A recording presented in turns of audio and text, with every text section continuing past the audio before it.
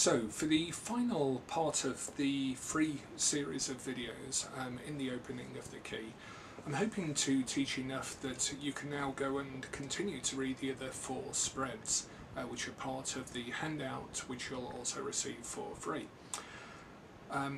Members of Tarot Professionals will of course get all of the remaining videos in this sequence, so I would encourage you to join, obviously. Now, the only other part of the skill set that we require for reading in this method is what is called pairing. Now, with card pairing, what we do is we take obviously pairs of cards, and we take those from either side of the significator. Some of the instructions, some of the original instructions, had from either side of the horseshoe. Now, what you'll have seen in the diagram and the layout that I give in the handout is that I've laid it out with the court card, the significator, right at the start, following the journey across the whole of the horseshoe. Obviously, when you lay this out, the significator may be at any particular point in the spread. So you can either take it from either side of the horseshoe, working up. So if we have the horseshoe here, you take these 2 cards, you pair them together, then you take the next 2 cards, you pair those together, and so forth. Or what I usually do is I take the significator wherever it appears, and I take the 2 cards either side of the significator, and I place them as a pair. And I take the next 2 cards, place them as a pair. Now, obviously, as you get to either end of the horseshoe in this first spread, you must remember that in effect it's a circle. The lines do connect. So if you have a tarot card over on one side, you end up with picking a tarot card as you pair them from the other side as well. This is one of those things that's actually a lot easier to do than it is to explain. There's a diagram in the handout as well to show you how I paired this particular reading. Then what we do is we again weave a narrative actually from those cards. This is where we can get really down and dirty with our fortune telling. We can actually read the entire story as it appears to be. We do this from our knowledge of the cards, from pairing them together. If you followed some of my other videos, you'll have learnt the 78 card reading, where we learn how to pair cards together and come up with one particular keyword for them.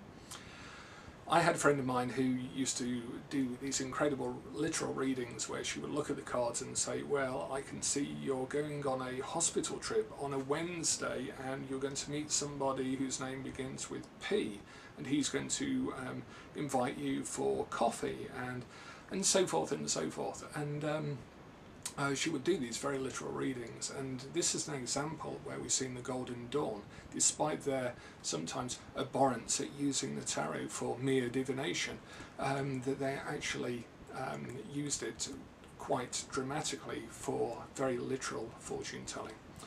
So what we're going to do is I'm going to take us down the sequence of paired cards that I've already established. What I would usually do is lay these out on the floor, pair them together, and then make a few notes as I sort of work down them.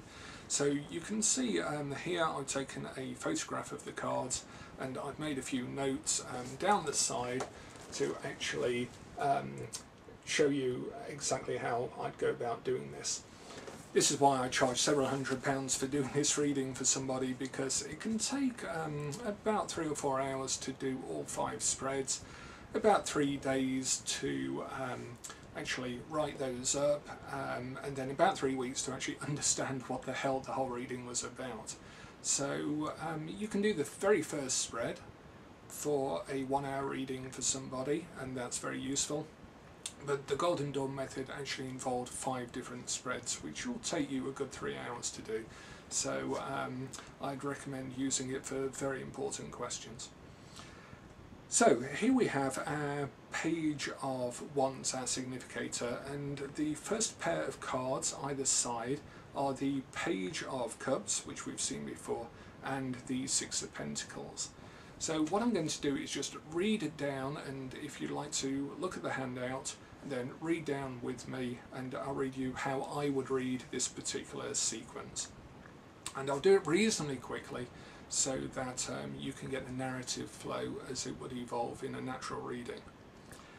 So one other thing as well is that you can also refer to Mary Greer's Women of the Golden Dawn to see how Annie Horniman read it. And there are other examples in Robert Wang's book as well, and in the Golden Dawn book itself, of how people made sort of one sentence summaries of each of these pairs to weave a narrative. The Page of Wands, first of all, meets the Page of Cups and the Six of Pentacles. This is our first pair. So here we see that his ambition, or her ambition, meet a person who can generously give of their time and their creativity, and everything seems to be going fine. However, as soon as they then start to nail down the business plan, the Ten of Swords, they realise that they're going to have to defer a lot of income until later, that some investment needs to be made before there's any return, the Five of Pentacles. As a result, they start to establish certain principles, the Nine of Wands. But this means that nothing happens, everything seems to be going around the wheel, but they're treading water.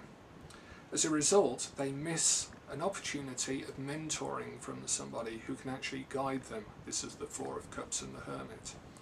As a result, they're left to dissatisfaction and a suspension of activities, the Nine of Pentacles and the Hanged Man. No matter how much they do to try and involve other people, it always results in ruin. This is the Three of Cups and the Tower. So, ultimately, they pay a cost as things have progressed so quickly into this disillusionment, with the Nine of Pentacles and the Lovers showing how their work-life balance starts to take an impact. So much so that the Queen of Wands and the Fool card indicate that one of them actually wants to leave the partnership.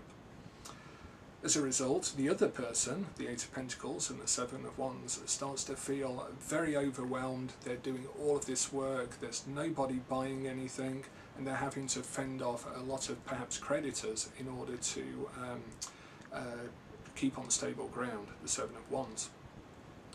Obviously, this does not lead to a happy outcome already. Very quickly, the stalemate continues and no transformation is possible. Death and the Nine of Swords. The only way they have of getting out of this situation is wherever they attach to their emotional nature and work out that there are emotional differences here, then growth comes. The Queen of Cups and the Empress. So, in order to cover that and allow that to happen, they need to involve a contract, actually pin things down once and for all. This is the Ace of Swords and the High Priestess, as we saw in an earlier video. Concentrating on the Torah, the law scroll that's on her lap. They need to actually bring things out into the open and make clear-cut contractual obligations and agreements. As a result of this, they will certainly find that they can have new beginnings, all of the resources will be available to them, and they can make a fresh new start. The Magician and the Two of Wands. In fact, so much so that Strength and the Two of Swords will show a happy equilibrium, a right relationship can be established, and both ideas, both principles supported. Therefore, the Chariot will mean progress, and they'll be able to drive forwards, harnessing both their energies. So we can see from that that there's a very fast way of performing a narrative based on the pairing of the cards, and as a result you can very quickly isolate all of the issues within the seeds of the situation. This is our first example of pairing. It involves the spread, the first operation, which looks at the elemental sort of